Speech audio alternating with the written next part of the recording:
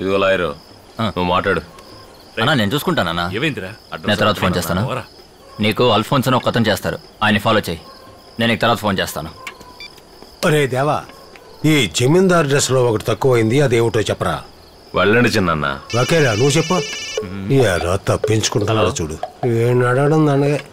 నువ్వు కాస్త చదువుకున్నట్టున్నావు, నువ్వు చెప్పగలవా? నువ్వు చదువుకోలేదా? అరే శంకరా, ఈ తెలుగు తక్కువ దద్దమ్మల్ని నువ్వు ఎలా భరిస్తున్నావురా? వెళ్ళండి చిన్న. చెప్పరా, ఈ డ్రెస్ లో ఏం తక్కువైంది? నా మాట విని వెళ్ళండి చిన్న. ఓ జమీందారు కుటుంబంలో పుట్టు, ఆ మాత్రం వెళ్ళమని చెప్తే అర్థం కాదు, బుద్ధుండాలి.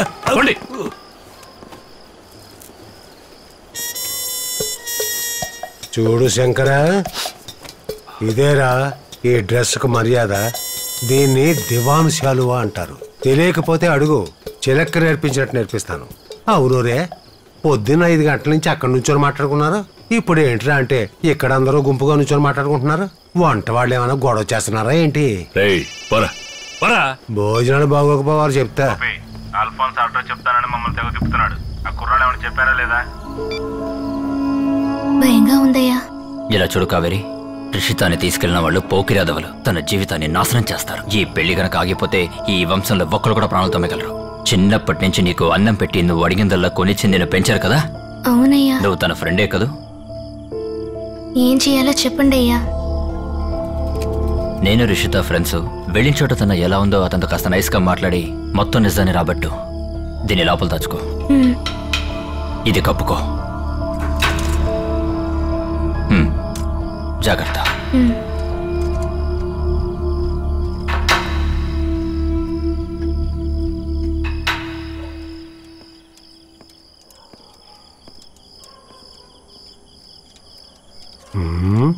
ఓల్డ్ హిచ్కాక్ సినిమా చూస్తున్నట్టుందే. ఈ ఇంట్లో ఏం జరుగుతోంది? లైట్లు వెలుగుతున్నాయి, ఇది లాంతర్ పట్టుకు వెళ్తుంది.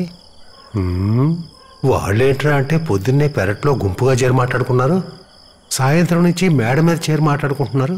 ఇదేదో మర్మోలా ఉంది. ఇది ఇలాగే సాగితే. అయ్యా పాలు. పాలేరా? అయ్యా ఈ డ్రెస్సులో మిమ్మల్ని చూస్తుంటే నా దిష్టే తగిలేటట్టుందయ్యా. మీకు ఈ చుడిదార్ చాలా బాగుందయ్యా.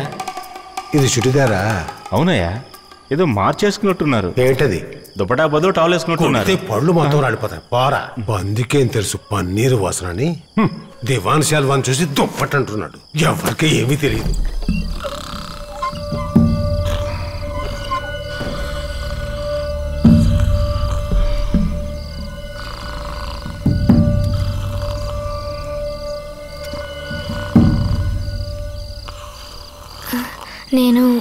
నేను ఇంట్లో పనిచేస్తున్నాను.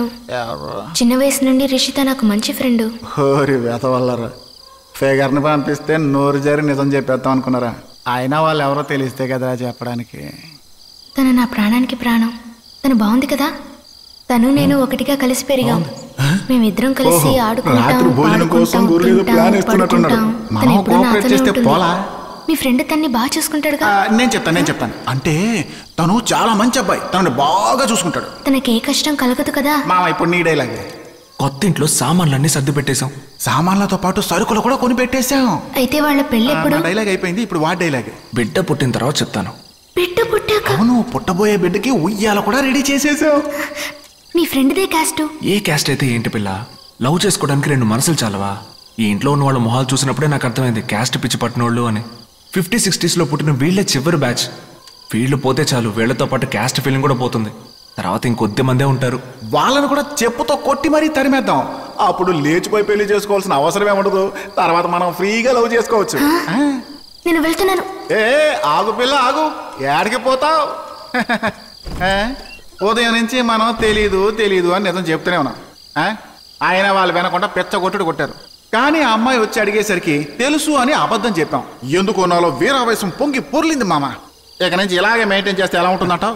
కష్టం రా మామ. ఏ బోర్డులో టేప్ రికార్డర్ పెట్టుకుని మొత్తం రికార్డ్ చేసి తీసుకెళ్ళిపోయింది. తెలిసి వదిలేసావేంట్రా?